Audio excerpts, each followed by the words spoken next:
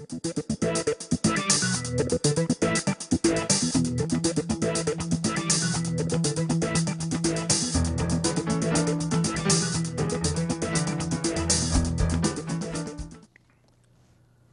everyone. I'm Mark Jage. You know, we have a fabulous relationship with the city of Beech Grove, and today we're going to take that opportunity to start to expand that relationship even further on a fairly regular basis, at least once a month.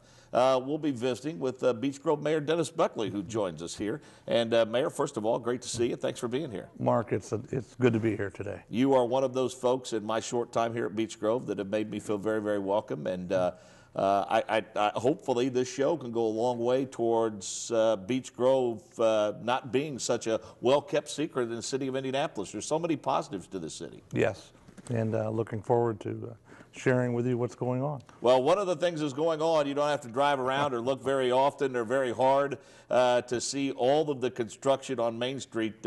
It started about a year ago or so. Actually, it was in the planning process long before that. Let's talk about the update. Where do we stand now on the Main Street project? Well, the project started a couple weeks ago at the bridge in front of the library, and they're moving east to 8th Street. So that portion of Main Street is done, or is closed, and Grade X is the general contractor. They're doing a very good job. We have meetings every Thursday at 3 o'clock for progress reports, and they're on schedule. They are installing new storm sewers down in the 1100 block of Main right now, and you'll see the vast difference when they take the old out and they're putting the new in.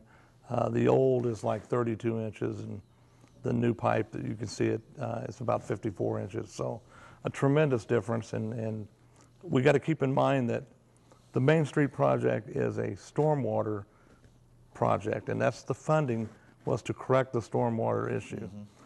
So it's on schedule as planned. They're going to drop the road down about 18 inches, and which will really help when they get into the business district. But the progress is they're going good.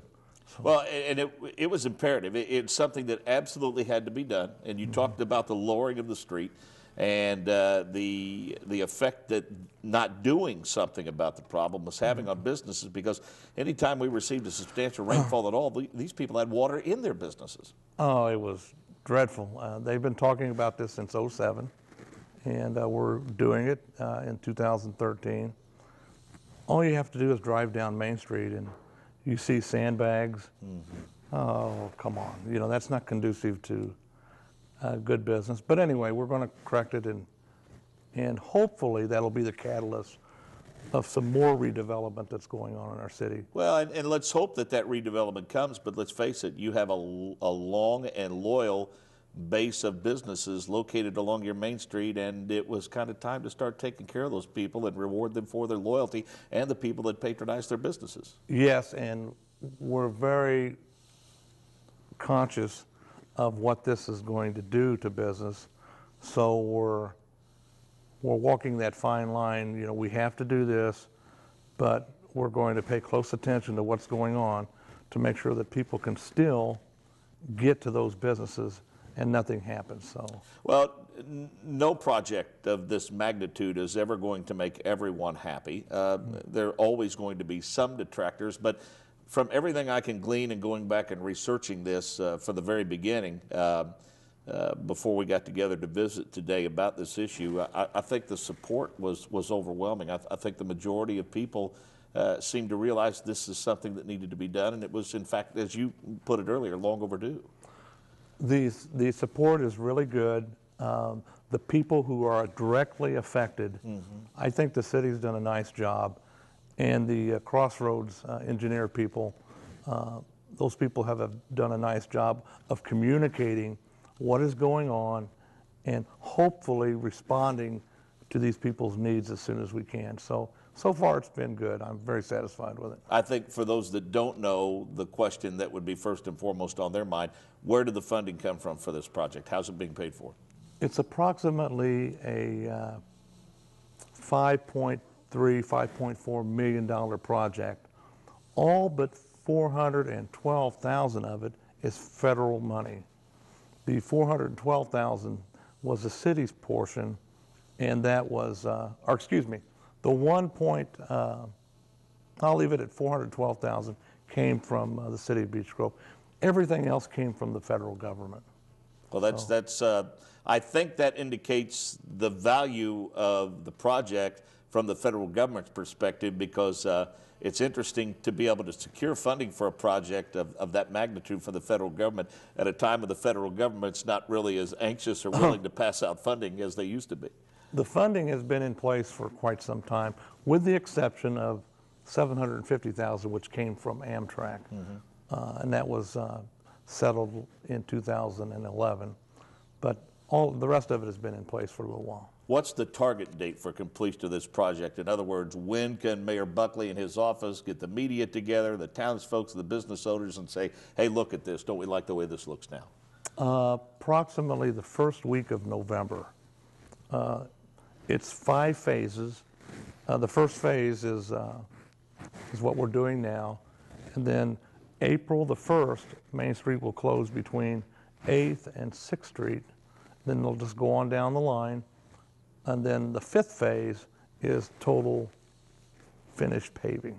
That's due to take place first week of November. And let's face it, Mother Nature plays a huge role in that.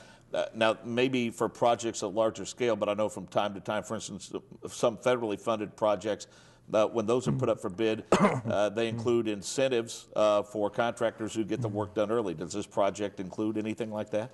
I'm not sure what the incentives are. There are penalties, I believe, if the project is not concluded by the end of this year. Yeah, and I think that's the one thing taxpayers are most concerned about. If it's not done by a certain date, maybe they're not as much in favor of giving bonuses for getting it done early, but they certainly don't mind seeing companies pay that price if they're a little late. But in terms of the scope of this project, talk about the importance of this in terms of long-term economic development, not only for Main Street, but the city as a whole. Well, this is probably one of the most important projects that we've done, this city's done in a long time. And it's certainly the most important project that's going on this year. It is vital to the future of our city, and it will showcase Main Street for years to come. And hopefully, as a result of this, we will attract new business. We have already had interest from business people who would like to come here and to do business. But we tell them, and it's only fair, Mark, that we say, look, don't come here until the road's done, because this is going to be tore up. Sure. And if you wanted to come here and do business, it would only be fair of the city to say, look, you have to understand something. In front of your business is going to be tore up for 3 months. So you might want to consider holding off until this is done and then come here. I just think that's proper. Beech Grove Mayor Dennis Buckley is our guest. I'm Mark James, happy to have you with us. And Mayor, let's switch gears a little bit. Let's talk about the transition and the types of services that are provided during the wintertime and the effect it has on some of your departments. Of course, we're all familiar with snow removal and things of that nature, plowing of snow, and some of the off-season type maintenance. Now we're getting ready to go into spring. How do we stand in terms of funding? How do we do in terms of snow removal for the wintertime, and then kind of transition us into some of the plans that the city has in store for the departments in the spring? Well, all you have to do is drive around the city during the winter, especially when it was snowing, to know that the guys out at DPW, they really did a nice job with the roads.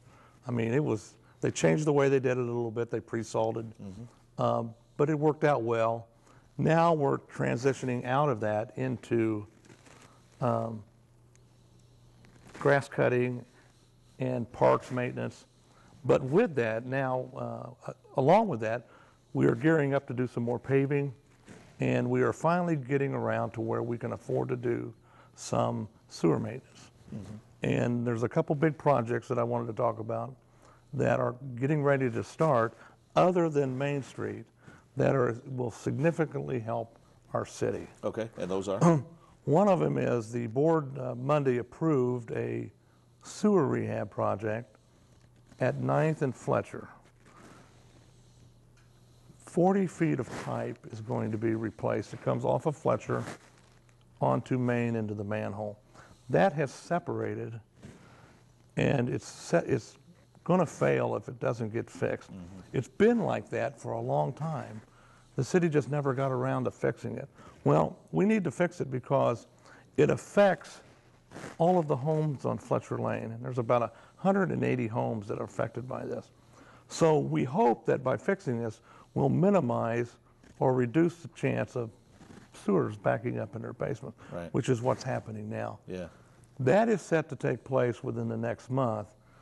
Now, the ramifications of that is 9th Street will be closed for at least a week in order to do this project. So I had met with some of the bus drivers the other day and over the Main Street project, and I was telling them, look, there's other things going on in the city this spring that you're going to have to navigate around. Right. So that's one of them. Paving. This year we're going to pave more roads than we did last year. We did quite a bit of paving last year. But this year we're going to focus on the northern part of the city. So probably sometime in May, we're going to pave 13th Street from Albany to Southern, Detroit from 10th to 17th, 23rd Street, 25th Street at Man Drive, 8th Street from Alton to Bell Fountain, Shaft Street, 18th Street from Albany to Maine. Then we're going to do a couple of courts, and I think that's it. So that is a significant amount of roads that we're going to do this year. And all you have to do is drive around the city to know that, boy, you know, the roads are bad. And I tell people that our roads are bad because we didn't do anything for a long time. And we're trying to get caught up, but you just can't get caught up today. This will take years to come out of. But another thing I tell people is the sewers, in my opinion, are worse than the roads. You just can't see the sewer system. Yeah. So, you know, every time you flush the toilet, you want it to go down. And we're going to make sure that that happens. Well, if we could stick our toe back into the water, the subject we touched upon first, it all ties into, I think most people, as you suggest, aren't aware of how important having a strong infrastructure is. I mean, it's the lifeblood, and that's not only from an economic development perspective, but it's certainly from a residential perspective. Your infrastructure has to be up to date. It has to work. And that's what we're reinvesting back into these types of things. And today is a perfect example of something that happened in our city that was wonderful. We dedicated a new fire engine this morning. We haven't had a new fire engine in 10 years. And You're kind of partial to fire engines, aren't you? yeah, just a little bit. But they asked me this morning, they said, you want to go for a ride on it? And I said, no, not really. I'm past that now. That's right, yeah. You know. A long and storied career, by the way, as a firefighter here in this city. So. But anyway, I can't expect the employees of the city to perform and provide the service that needs to be provided if they don't have the equipment to work with. So, you know, a new engine today was a wonderful investment for the city, and it'll pay off for years to come. Well, and not only does it pay off from a fire protection standpoint, and it makes the people, you know, safer, but when you're talking about being a homeowner, it also has an effect on that fire rating and your homeowner's insurance. Yes, and we lost our dispatch center in 2010, which was terrible. That's probably one of the worst things that could have happened to us, but it happened. But when I call 911, I expect the fire department to show up. I expect the ambulance to show up, and if I need the police, I expect them to show up. And once a week, I expect my trash picked up. That's expensive, but that's what I expect as a citizen. One of the things that has impressed me in my short time here at Beech Grove is the interaction that the police and fire has in this community, the involvement they have, not only in the community itself.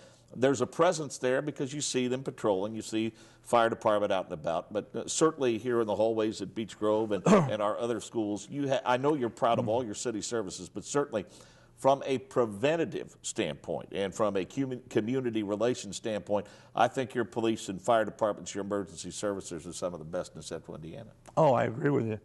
And when I talk to people, about the relationship between the schools and the civil city. See, Mark, in Beech Grove, we have 3 levels of government. We have the school government, the civil city government, and then the library. And I tell people, if your library system and the school system is not any good, your city's going to fail. In order for the city to be good, we have to have good schools and we have to have a good library. So when I promote things, I promote them as a group. Now, one of the best things that I think the city has done in a long time was to work with the school system and put a police officer in this building. Now, we're going to expand on that because Dr. Kaiser and I, we've talked, and we both desire to have an increased security presence in the school system. And what we did last year, I thought was just wonderful, and I think it's helped. And we'll do more of that probably in the years to come. And you know, you've discussed this, and I'm sure you have with Dr. Kaiser. We're talking about Dr. Paul Kaiser, superintendent of Beech Grove City Schools. It's not only important to have an officer in the schools, it's important to have the right officer in the schools, and we couldn't have done any better than we did with Mark Parker and his long history here at Beech Grove, being an assistant girls basketball coach for a number of years. And he knows these kids, and he knows their parents. And you can't put a price tag on having, you know, an officer, let alone a Mark Parker in your school. I agree. Great guy, compassionate, even keel, and does well. Well, while certainly you have your hands full, plenty on your plate with what's going on in city government here in Beech Grove, you have your eye on what's going on in Indianapolis in terms of and Central Indiana with the mass transit proposal. What sort of an impact could this, or do you hope it has on the city of Beech Grove? Well, I've kind of remained quiet. There's more and more people coming out now that are opposing this plan. If you read in the headlines today, there's a group that is not going to support this plan. Right. And Luke Kenley, I believe, initially supported it. Luke the state senator now has decided to maybe soften that stance a little bit.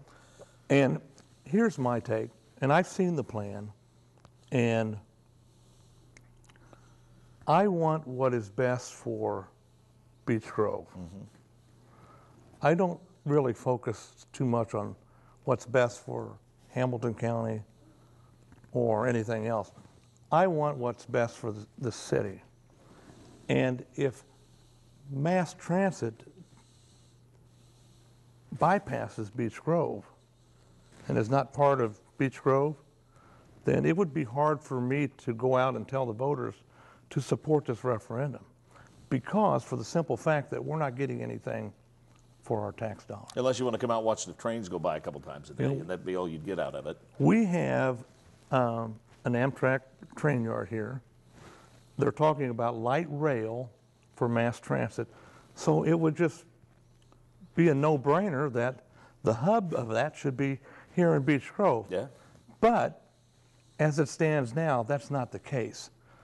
So, well, I always thought a no-brainer, not to get off course, but I always thought a no-brainer would have been to put a bypass over in Terre Haute, Indiana, to take the I-69 extension across 70 to 41, make it limited access instead of spending billions of dollars to build a highway, a new purpose, new terrain highway in southern Indiana. Now we find out that maybe some of those contracts weren't on the up and up. So this, as you said, you're naturally suspicious, and I think we have every reason to be. So I need to be conservative when I look at these things and before I comment on them, because there's a lot of support for it. But now you're seeing the rest of the story come out. Right. So we'll see how this plays out. But I think if it's good for the city, I'll do it. If it's not good for the city, I won't do it.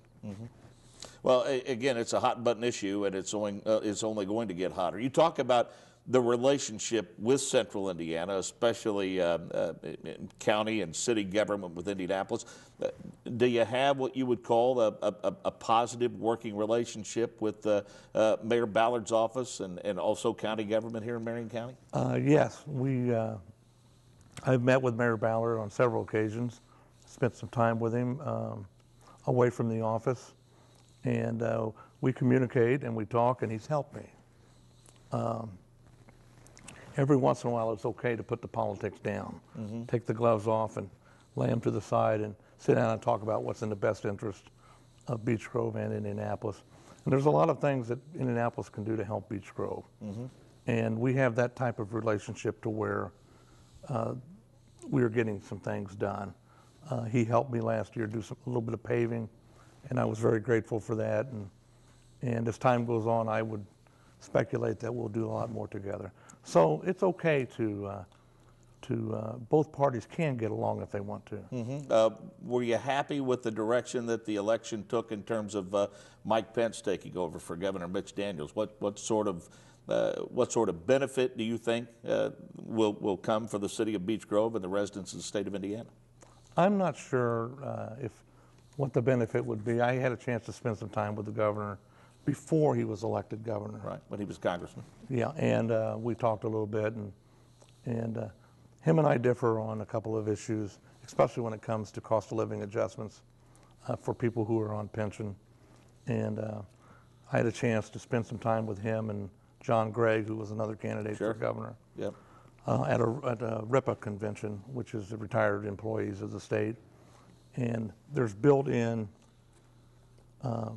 cost of living adjustments every year for people who are on pension, who have the state pension, and John Gregg would support that, and Governor Pence didn't know whether or not he would support that or not, so things like that.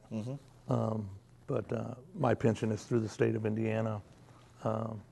People question,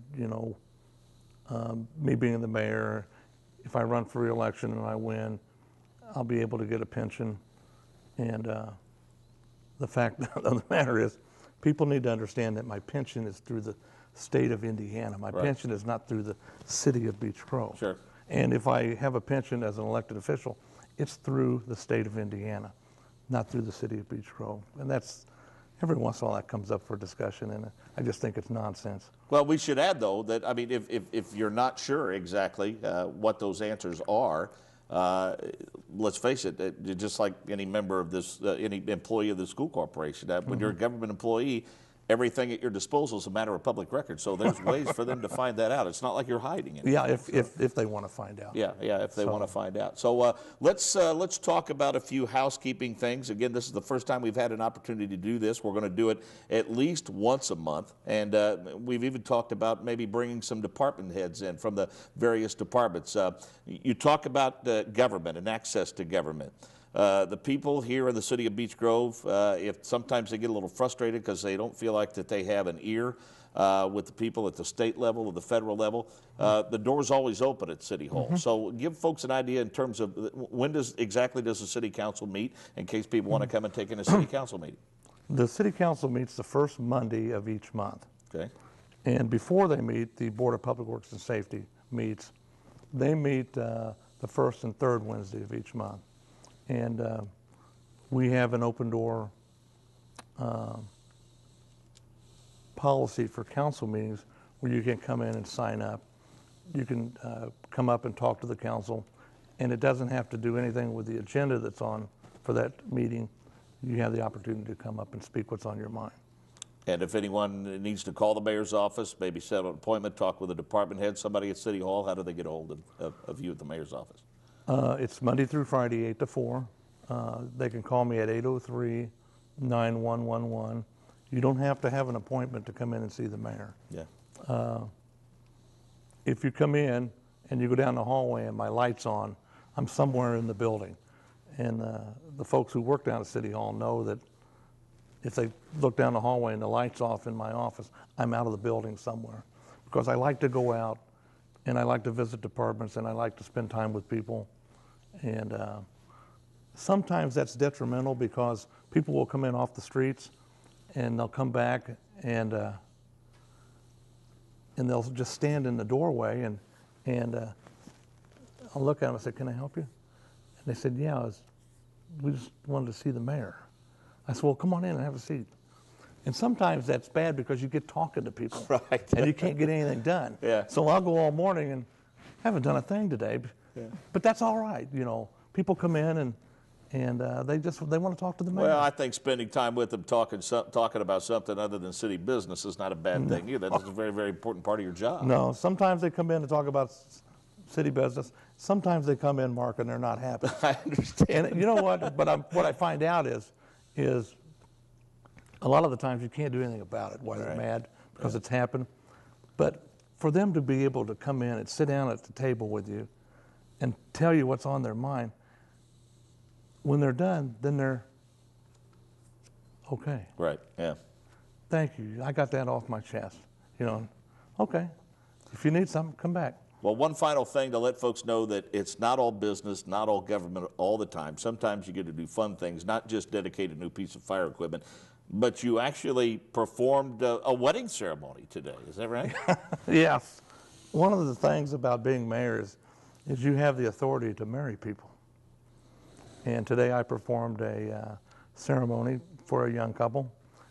He's in the United States Army, and he's getting ready to go to Afghanistan. Oh, my goodness. Our thoughts and prayers are with him. We thank him for his service. And we did, yes.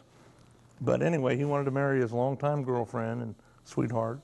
So we married them today in a small ceremony up at City Hall. But that's the 11th marriage that I've conducted in a little over a year. It's a lot of fun. I mean, being mayor is stressful, and mayors don't have all the answers. Yeah. You know, I make mistakes, and sometimes it's very tough, very difficult to function. But other times it's good, especially when you can help people. Can you do something about the weather? I mean, we're ready for it to go. Oh, I wish. Buckley. I mean, come on. I am so sick of this weather. I have a cold that just will not go away. Well, and I'm sure that, you know, your Parks and Recreation District with a fabulous park system here in the city of Beech Grove, those folks are chomping at the bit to get busy, aren't they? Yeah, and we got a ball game, I think the 26th. Yeah. We have a ball game. We're going to dedicate the field in the park Yeah. to Dick Templin, and we should have done it a long time ago. I played baseball for Dick Templin back in the early 70s when he was coach of the American Legion, post 276. Yeah. Great coach, better person. Yeah. So we're going to do that next week. Long overdue. Well, hopefully Mother Nature will cooperate with us, and we'll be able to get out and enjoy all of the things that there are to see and do in the city of Beech Grove. If you have a question for Mayor Buckley, as we said, we're going to do this about once a month. You can reach me via the Beech Grove High School email address. It's mjanes, Jaynes, at bgcs.k12.in.us. That's mjanes, Jaynes, .bgcs at bgcs.k12.in.us. Just go to the website, because that's far too much for you to be able to write down and remember. City of Beech Grove has a website? Yes, beechgrove.com, and then link over to the mayor's call center, and you can email the mayor directly. Okay, we hope to hear from you. Again, we'll try to get those questions on if you want to email those to us. We want to thank Mayor Buckley for being our guest today. Also want to thank Wiley Kraft for his production assistance. I'm Mark Janes. So long for now.